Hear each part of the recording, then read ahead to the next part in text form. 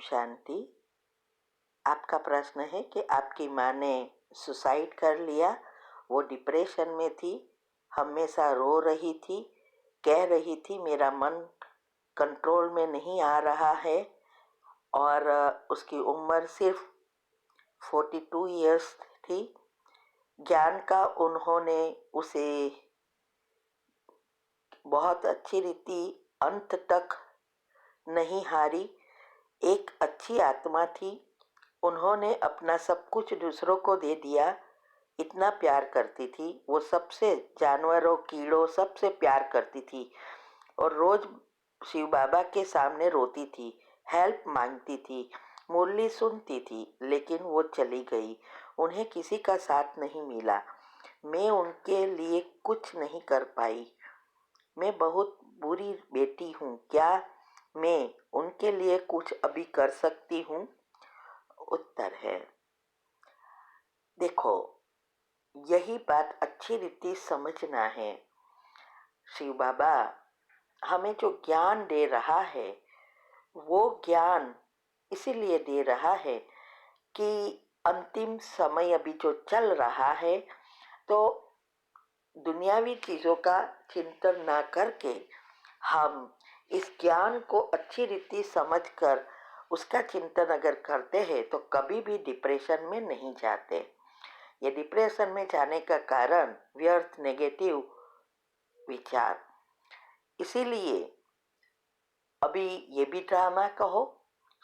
एक तो बुरी चीज है कि उसने सुसाइड कर लिया, वो बहुत बुरा है, फिर भी वो तो ड्रामा ही कहेंगे। तो आपको अभी क्या करना है? पहले तो आपको जो उसके लिए नेगेटिव विचार चल रहा है, और आप अपने आप को बुरी बेटी है, मैंने कुछ नहीं किया, जो भी नेगेटिव आप सोच रहे हो आप या आपकी मम्मी के लिए, पहले तो ये स्टॉप करो। आप और ही उसको दुखी कर रही हो। अगर आप चाहते हैं कि वो सुखी होवे, जहां भी जाए वहां, या जल्दी जन्म मिले, तो पहले आपको जो चाहिए वो एक लिस्ट बनाओ कि आपकी माँ का नया जन्म क्या चाहिए, कैसा चाहिए। और जो मैंने विधि बताई है, चाहे संबंधों को ठीक करने की, चाहे योग के प्रयोग की, ये सारी विधि अच्छी रीति समझो और उस अनुसार उसको रोज सकाश दो। इसमें मैंने बहुत कुछ विधि में बताया है साइंटिफिक रीति से। उस रीति से अगर करेंगे आप, बहुत कुछ उनके लिए करेंगे। तो ये पहले तो नेगेटिव बंद। आपको जो चाहिए वो लिस्ट बनाकर सोचना शुरू करो और विधि अपनाओ। नई चैनल पर आपको बहुत इजीली सारी वीडियो मिल जाएगी ग्रुप वाइज प्लेलिस्ट में, तो वो आप सब्सक्राइब करो और आप उसमें चेक करके लिस्ट बनाओ।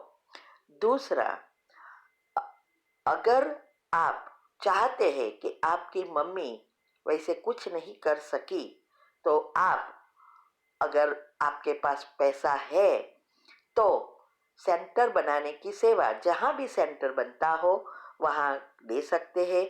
अगर नहीं है वहां, तो हमने ग्रुप भी खोला है, वहां आप अगर सेवा कर सकती है उसके नाम से, तो वो उसका कारण शरीर और सूक्ष्म शरीर दोनों खत्म होना शुरू हो जाएगा। क्योंकि दुआ और आपका योग दोनों करेंगे, ऑटोमेटिक वो पाप कर्मों से मुक्त हो जाएगी। क्योंकि सुसाइड करना ये तो सबसे बड़ा पाप है। तो ये आप कर सकते हैं। अगर उसकी प्रॉपर्टी है तो उसकी प्रॉपर्टी का में जो बाबा का कार्य में वो सेवा में लगाओ, धन लगाओ, या उसके वो पैसा आए वो फिक्स करके ब्याज लगाओ, कुछ भी ऐसा करो। आपने वो डिटेल नहीं बताई। क्या आप अकेली एक ही संतान है या दूसरे कोई है? क्या उसकी प्रॉपर्टी कुछ है या नहीं? ये सब आपको पता है। तो ये सब आप करेंगे और उसके नाम से करेंगे तो जरूर उसका नया जन्म जल्दी और अच्छा होएगा। तो ये दोनों चीज करनी है, योग से कारण शरीर और दुआओं से सूक्ष्म शरीर खत्म करो। ठीक है। ओम शांति। हाँ, आप अभी परसों ही छोड़ा है तो 13 दिन तो वो आपके पास है। तो 13 दिन आप जो कुछ करेगी वो जल्दी जाएगा उसके माइंड में, आत्मा में। और बाद में भी वो अगर गर्भ में है या भटकती है तो भी उसको पहुंचेगा वाइब्रेशंस, क्योंकि स्थूल शरीर नहीं है।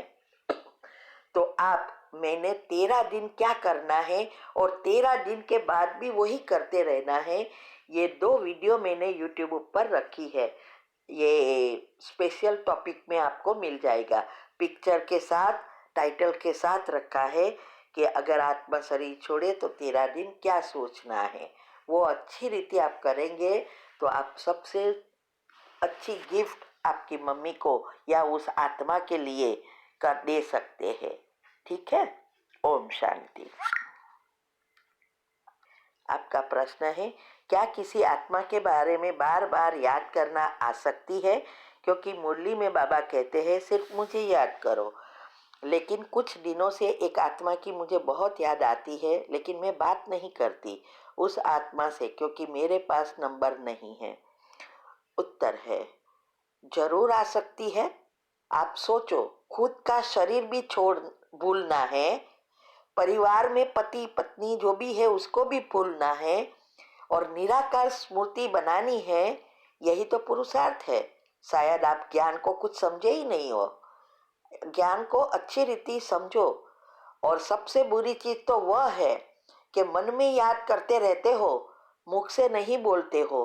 तो मुख से बोलने से कुछ नहीं होता है, मन की फीलिंग से होता है। तो आप तो कड़े ते कड़े कर्म बना रहे हो उसके साथ। इसीलिए पुरुषार्थ में ध्यान दो, वरना बहुत पछताना पड़ेगा। ठीक है। ओम शांति।